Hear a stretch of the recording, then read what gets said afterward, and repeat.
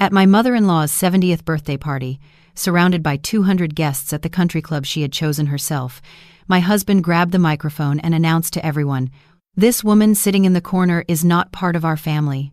She married me for money and contributed nothing. Don't waste your champagne toasting her." Then he pointed at me and laughed. But at that exact moment, an elderly gentleman I had never seen before walked up to my table, extended his hand, and whispered, "Take my arm, dear. In about 5 minutes, every person in this room will be begging for your forgiveness." Hello, everyone. Welcome back to Martha's Stories. Don't forget to subscribe and hit that like button. Enjoy the story. But to truly understand how the worst night of my life became my greatest triumph, we need to go back about 3 hours. The Magnolia Grand Country Club in Charleston, South Carolina, was the kind of place where old money pretended new money didn't exist. Crystal chandeliers hung from ceilings that had witnessed generations of debutante balls and society weddings.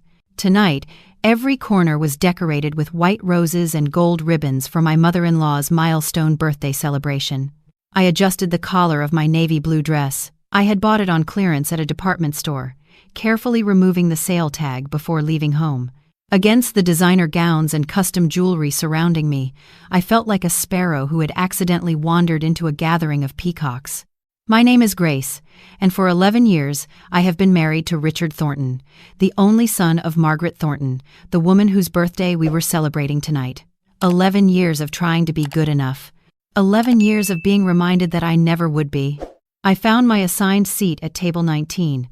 It was positioned near the service entrance, far from the main stage where Margaret held court like a queen. Every time a waiter rushed past with a tray, I got a blast of kitchen heat and the clatter of dishes. The message was clear. I was an afterthought, barely worthy of an invitation to my own mother-in-law's party. Richard hadn't driven with me.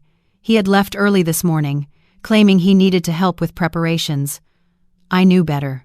He was probably already 3 glasses of scotch deep, laughing with his prep school friends about golf handicaps and stock portfolios. I watched him now from across the ballroom. He sat at the head table next to his mother, his face flushed, his tie loosened.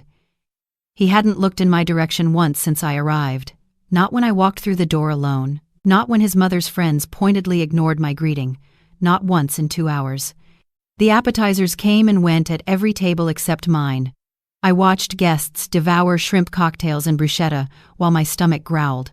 I had skipped lunch to finish a project for a client. I ran a small bookkeeping business from home, the only thing that was truly mine in this marriage. A young server walked past with a basket of warm bread rolls. I caught her sleeve gently. "Excuse me," I said quietly.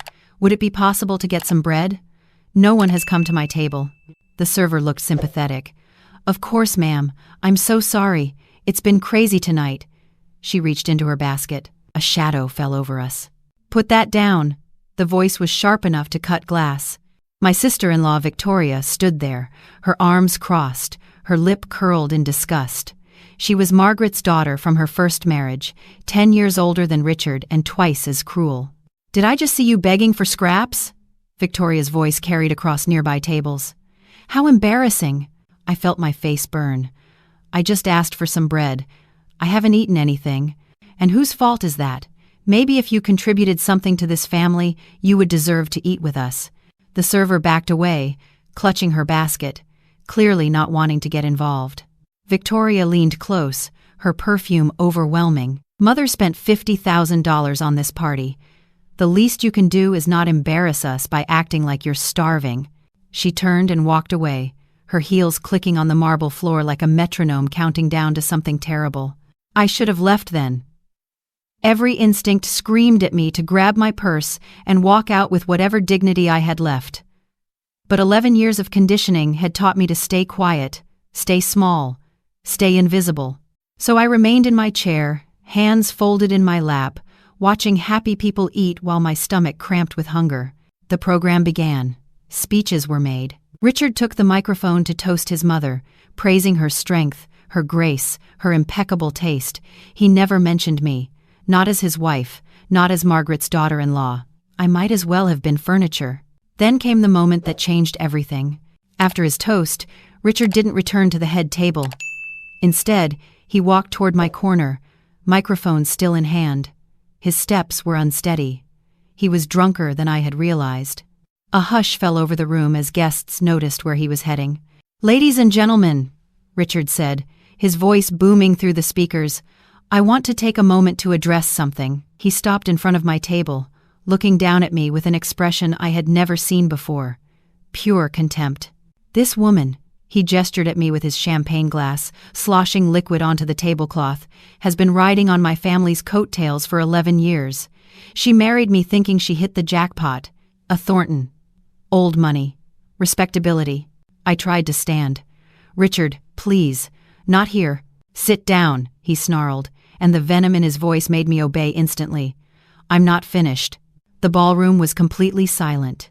200 pairs of eyes fixed on my humiliation. My mother has been too polite to say this, so I will.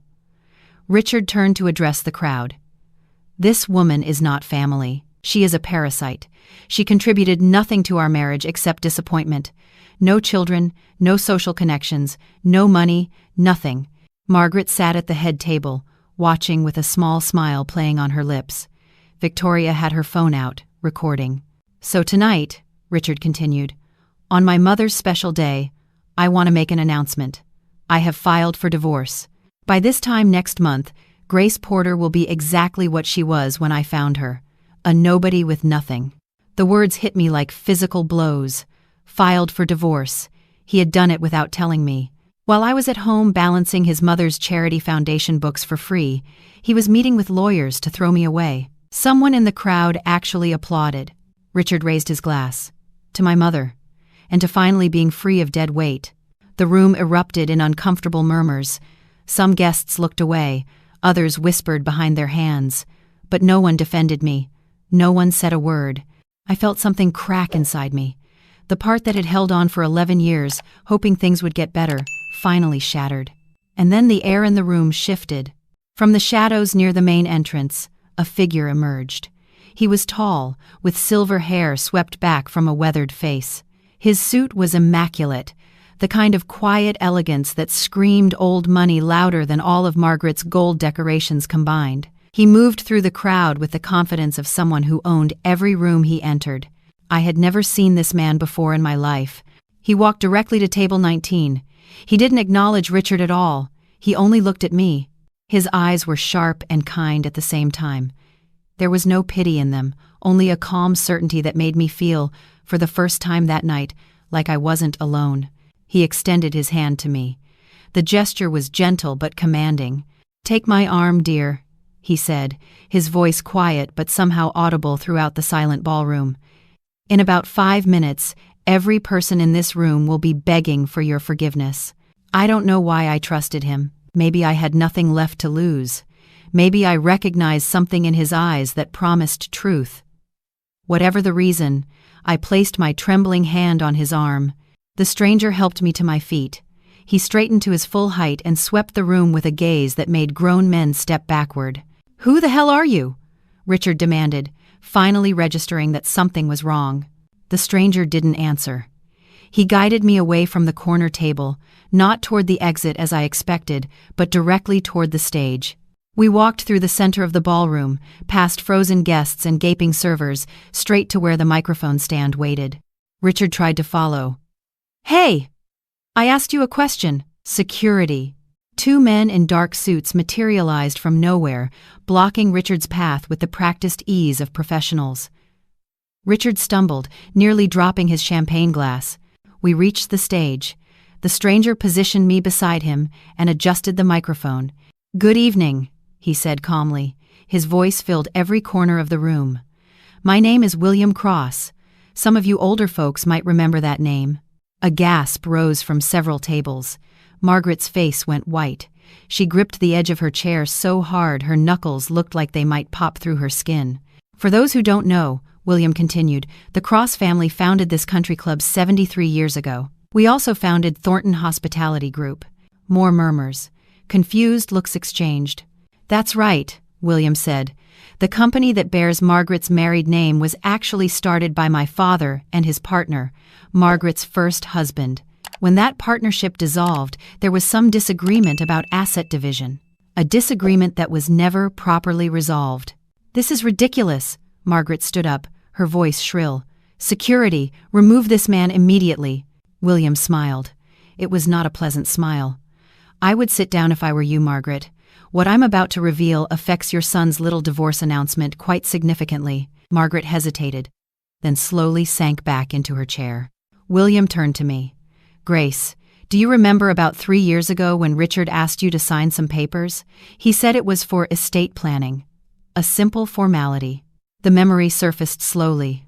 A rainy Tuesday evening. Richard unusually attentive, bringing me tea, making small talk, a stack of documents with little flags marking signature lines. "Just sign here, here, and here. The lawyers need it for the trust restructuring." I had trusted my husband. I hadn't read the fine print. "Yes," I whispered. "I remember." William pulled a folder from inside his jacket. "What you actually signed, Grace, was a transfer of ownership document. Richard and Margaret needed to shield their assets from a lawsuit that was brewing. They transferred everything into your name. The company, the properties, the investments, all of it." I felt the floor tilt beneath me. "What?" "You are the legal owner of Thornton Hospitality Group. You own the Charleston Grand Hotel. You own the restaurant chain. You own this country club we're standing in right now." William's voice carried clearly to every stunned face in the room. "According to these documents, which I had my lawyers verify this morning, Grace Porter Thornton has a net worth of approximately $47 million. The silence was so complete I could hear my own heartbeat. Richard's face cycled through confusion, disbelief, and finally settling on a sickly shade of gray. "That's not possible," he sputtered. "Those documents were temporary. We were going to transfer everything back." "But you didn't," William said. "You got distracted. And then you got greedy. And then you got stupid enough to file for divorce from the woman who owns everything you have." Margaret surged to her feet. "This is fraud. She tricked us. I'll have my lawyers—" "Your lawyers," William interrupted, "are currently being served with notice of an audit. I have evidence of tax evasion going back 15 years, Margaret. Payments to shell companies, unreported income, the kind of evidence that interests the IRS very much." The color drained completely from Margaret's face. "But that's not why I'm here tonight," William continued. He looked at me with something like respect. 3 years ago, Grace, you did a favor for a stranger. Do you remember?" I searched my memory. 3 years ago felt like another lifetime. "The hospital," I said slowly. "The old man in the emergency room." "My brother," William nodded. "He had a heart attack while visiting Charleston. He was alone, confused, and the hospital was asking questions he couldn't answer. You sat with him for 6 hours. You helped the nurses contact his family. You held his hand until I arrived." I remembered now. A frightened elderly man with no identification, no phone, no one. I had stayed because it seemed like the right thing to do. I never expected anything in return. "Arthur passed away last year," William said quietly. "But he never forgot your kindness. Neither did I. When I heard what the Thornton family was planning to do to you, I started digging. It didn't take long to find their secrets." He handed me the folder. "Everything is in here.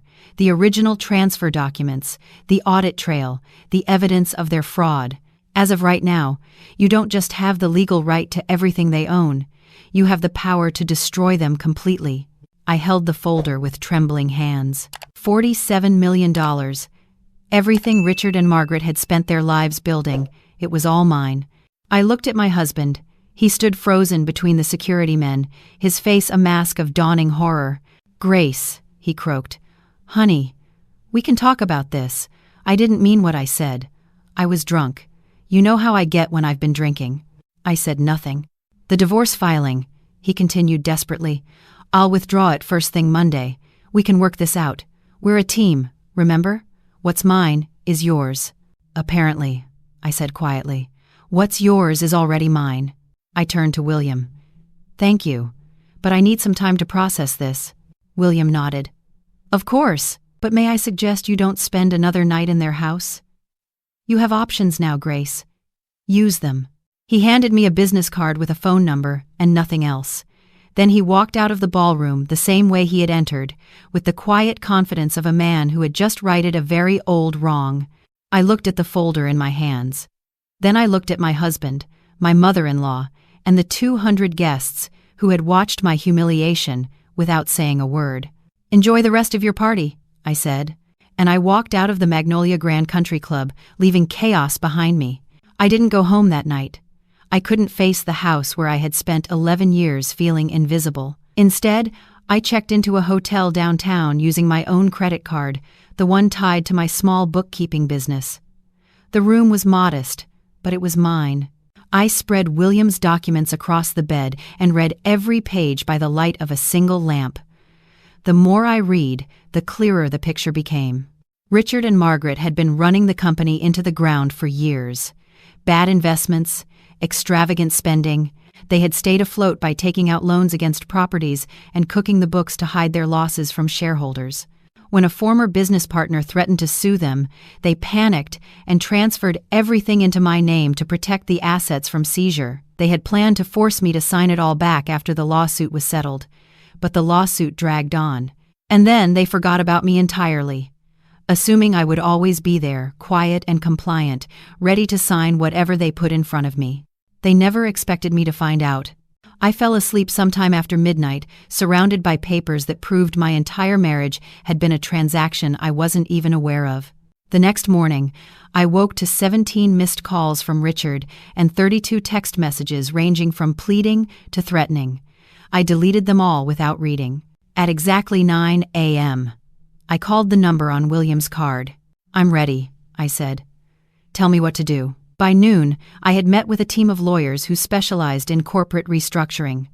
By evening, I had signed the papers to officially take control of Thornton Hospitality Group. The real battle began on Monday. I arrived at the company headquarters in a car I had rented myself, wearing a suit I had bought that morning.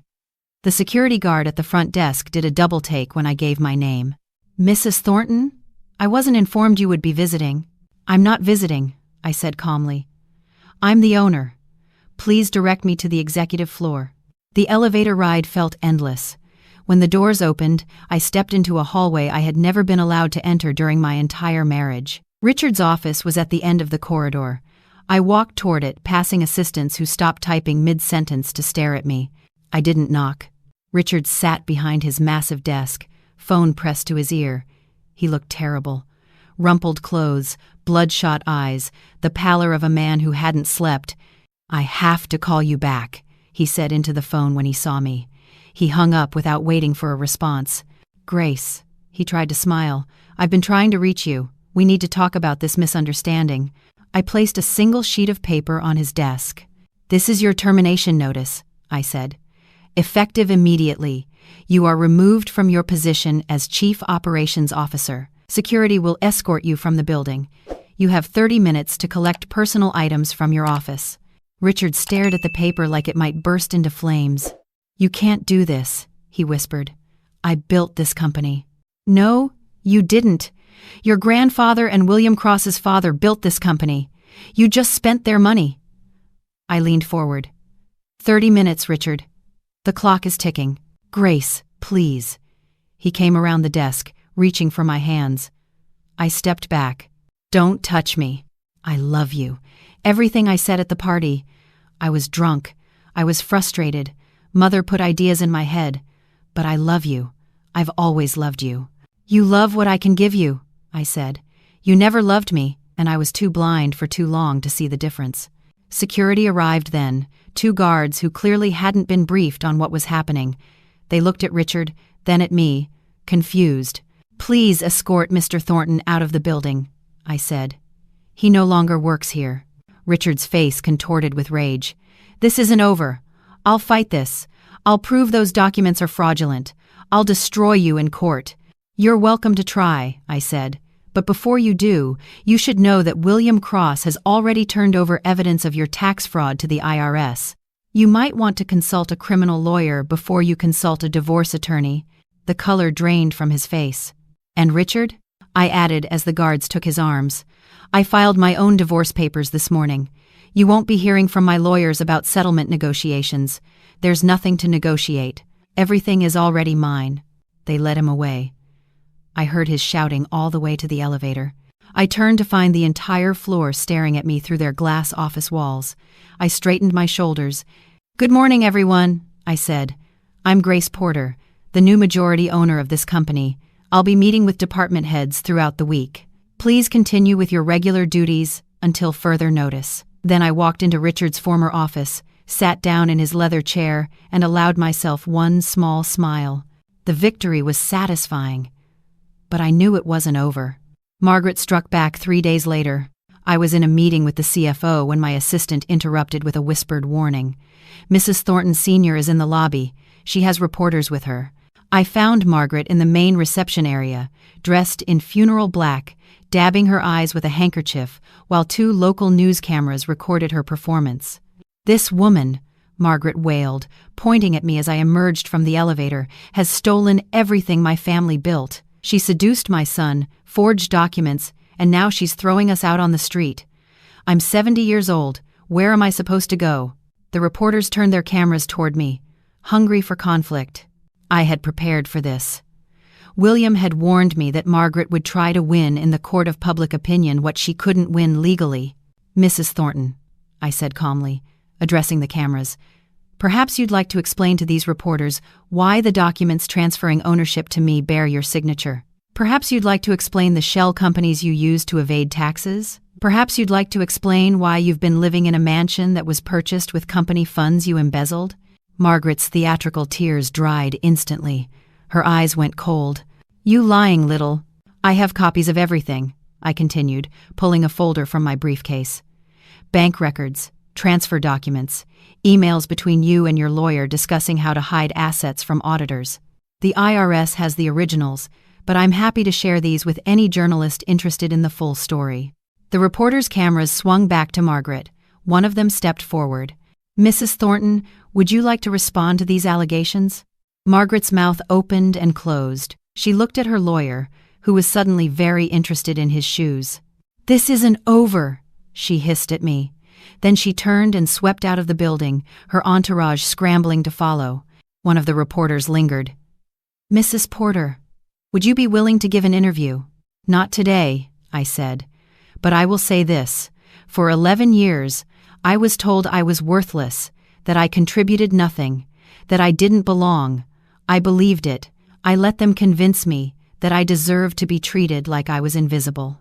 I looked directly into the camera. I was wrong, and I hope anyone watching who feels the same way knows that they're wrong too. The segment aired that evening. By the next morning, Margaret's reputation in Charleston society was in tatters. But she wasn't finished fighting. 2 weeks later, I received a phone call that made my blood run cold. "Mrs. Porter? This is Detective Morrison with the Charleston Police Department. We need you to come down to the station. There's been a complaint filed against you." I arrived to find Margaret waiting in the lobby with Victoria and a team of lawyers. "Arrest her," Margaret demanded the moment she saw me. "She assaulted me." "I have witnesses." Detective Morrison looked deeply uncomfortable. "Mrs. Thornton, we've discussed this. We need to take statements from all parties." "I haven't seen Margaret in 2 weeks," I said. "I certainly haven't assaulted anyone." "She came to my home," Margaret declared loudly enough for everyone in the station to hear. "She threatened me. She pushed me down. I have bruises." Victoria nodded vigorously. "I saw the whole thing. My mother could have been killed." I felt the walls closing in. It was her word against mine. Margaret had connections in this city going back decades. I was still the outsider, the nobody who had married above her station. Then a voice spoke from behind me. "That's interesting, Mrs. Thornton, because I have security footage showing you fell down your own stairs 3 days ago while arguing with your housekeeper about unpaid wages." I turned. William Cross stood in the doorway, looking like he had just stepped out of a board meeting. I also have sworn statements from 6 household staff members who are prepared to testify that you've been coaching them to lie about Mrs. Porter's supposed visit. He handed a folder to Detective Morrison. "Additionally, I have phone records showing that Victoria was in Savannah at the time she claims to have witnessed this alleged assault." Margaret's face went purple. "How dare you? This is harassment. I'll sue you into oblivion." "You're welcome to try," William said pleasantly. "But I should mention that I've been documenting your family's activities for quite some time. The file I've compiled would make very interesting reading for a jury. Detective Morrison flipped through the folder, his expression shifting from discomfort to something like relief. "Mrs. Thornton," he said carefully, "filing a false police report is a crime. I strongly suggest you withdraw your complaint before this goes any further." Margaret looked at her lawyers. They looked at their shoes. No one wanted to be standing next to her when this house of cards collapsed. "This isn't over," Margaret spat at me. It seemed to be her favorite phrase. Then she stormed out, Victoria tottering behind her on heels too high for dignity. William walked me to my car. "Thank you," I said. Again. I seemed to keep saying that. "You saved my brother's life," William said simply. "Everything I'm doing is just evening the scales." "Why do you really hate them so much? There's more to this than a business dispute from decades ago, isn't there?" William was quiet for a long moment. Then he sighed. "Margaret's first husband was my brother's partner. When he died, Margaret forged documents to cut my family out of the business entirely. We couldn't prove it at the time. We didn't have the resources to fight her lawyers. My father died believing he had failed his family. My brother spent 30 years trying to find evidence of what she did." William looked at me. "You sitting with Arthur in that hospital, showing kindness to a stranger when you had nothing to gain." It reminded him why he started this fight in the first place. It wasn't about money, it was about justice. I didn't know what to say. I had thought I was simply being kind. I never imagined that small act would change my entire life. "What happens now?" I asked. "Now," William said, "you finish what we started." The final confrontation came on a Saturday morning, 1 month after Margaret's birthday party. I had spent the past weeks restructuring the company, working with auditors to untangle years of financial mismanagement, and meeting with lawyers to finalize my divorce. Richard had tried everything to stop it. Pleading, threatening, showing up at my hotel at 3 a.m., drunk and crying. I had security escort him away every time. Margaret had retreated to her mansion, but I knew she was planning something. I could feel it. My phone rang at 7 a.m. It was one of the lawyers from William's team. "You need to get to the Thornton house immediately. Margaret is destroying documents, shredding everything she can find." I arrived to find chaos. Moving trucks in the driveway, workers carrying furniture out the front door, and Margaret in the middle of it all, directing traffic like a general preparing to abandon a battlefield. "Stop!" I shouted, running up the front steps. "This is all company property. Nothing leaves this house without my authorization." Margaret turned to me with a smile that made my skin crawl. "Oh, Grace, so nice of you to join us. I'm afraid you're too late. Everything of value left an hour ago." She gestured at the workers. "These nice men are just taking the garbage." I pushed past her into the house. The study where Margaret kept her files was empty. Not just empty. Gutted. Bookshelves bare. Filing cabinets gone. "Where are they?" I demanded. "Where are the financial records?" "What records?" Margaret's smile widened. "I'm just a confused old woman, remember? I don't know anything about business documents." I felt panic rising in my chest. Without those records, proving the full extent of their fraud would be nearly impossible. "Looking for these?"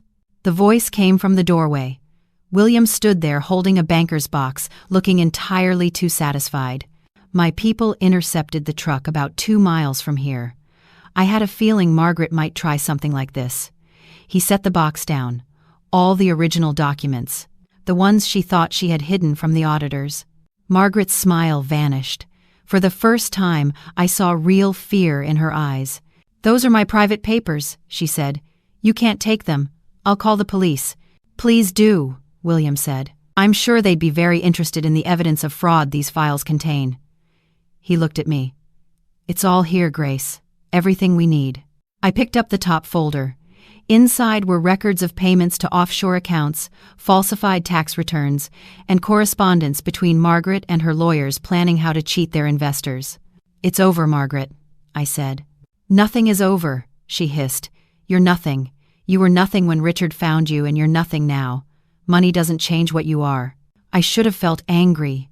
Instead, I felt something closer to pity. This woman had spent her entire life building a fortune on lies, and now she had nothing left but her contempt. "You're right," I said. Money doesn't change who I am, but it does change what I can do. I turned to the workers. Stop loading the truck.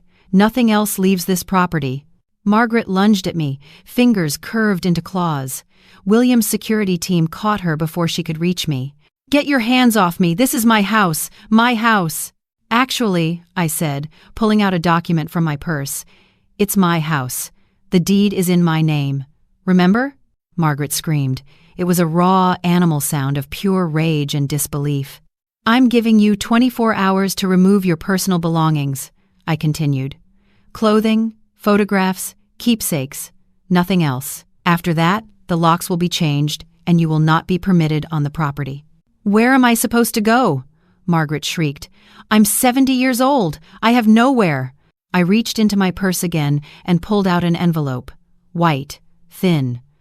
I walked over and placed it in her hand. There's $300 in there, I said. That should be enough to rent a room somewhere for a month. Buy some groceries. Margaret stared at the envelope like it was a snake. Consider it charity, I said. After all, you spent 11 years telling me I was worthless, that I was a parasite, that I came to your family with nothing. I leaned close enough to whisper. Now you know how it feels. I walked out of the mansion without looking back. Outside, I found Richard waiting by my car. He looked worse than ever, unshaved, rumpled. The golden boy had tarnished completely. Grace, he said, his voice hoarse. Please, I have nowhere to go. No money, nothing. I stopped and looked at the man I had loved for 11 years. The man who had humiliated me in front of 200 people. The man who had planned to throw me away like garbage. Do you remember what you said at your mother's party? I asked. You said I was not family, that I was a parasite, that I contributed nothing. I was drunk. I didn't mean... You meant every word. And you were right about one thing. I got into my car. I'm not family. Not anymore. I drove away. In my rearview mirror, I could see Richard standing in the driveway, watching me go. Margaret emerged from the house, clutching the envelope I had given her. They started shouting at each other, gesturing wildly, each blaming the other for their downfall. I turned the corner and they disappeared from view. The next months were busy. I worked with William's lawyers to restructure the company, making it profitable and ethical for the first time in decades. I settled the divorce, taking nothing from Richard because I already had everything. I sold the Charleston mansion and donated the proceeds to a shelter for domestic abuse survivors. I kept the country club, though. I had it renamed and opened it to members from all backgrounds, not just old money. The first event we hosted was a fundraiser for hospital patients without families.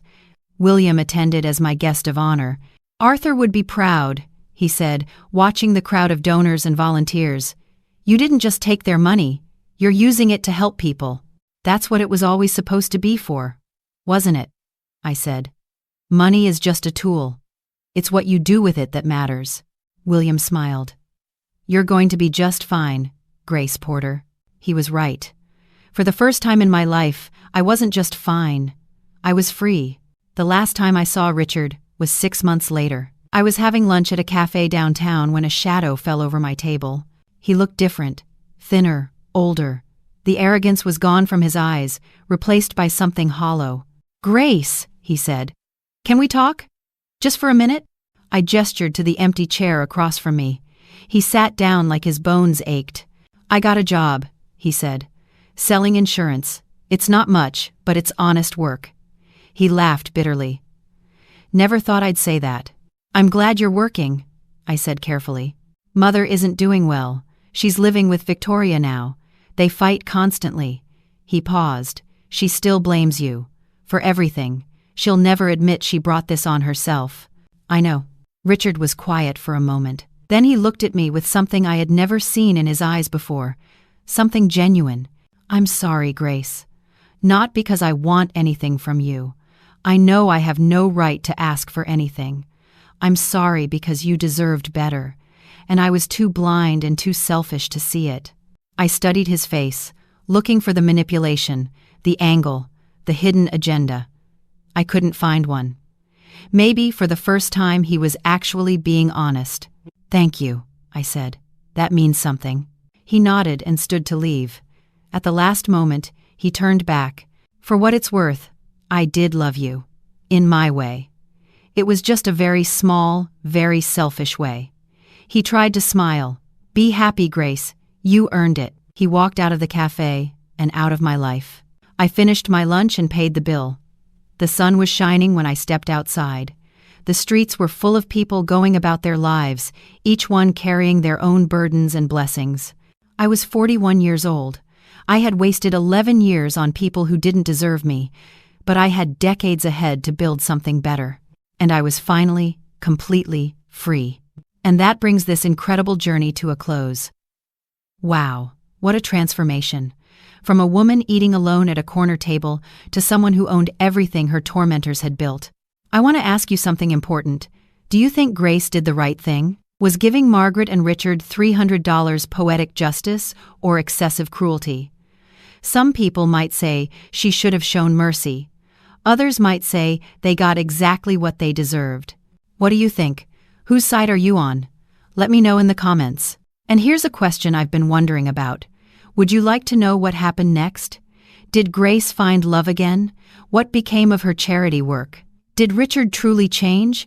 Or was his apology just another manipulation? And what about Margaret and Victoria, still scheming in Victoria's house? If you want me to write a continuation of Grace's story, please let me know in the comments. If you have any questions about the plot or anything that wasn't clear, I'm always happy to answer. Please don't forget to like this video if the story touched you, and subscribe to our channel so you don't miss any of our stories. Thank you so much for watching. Until next time.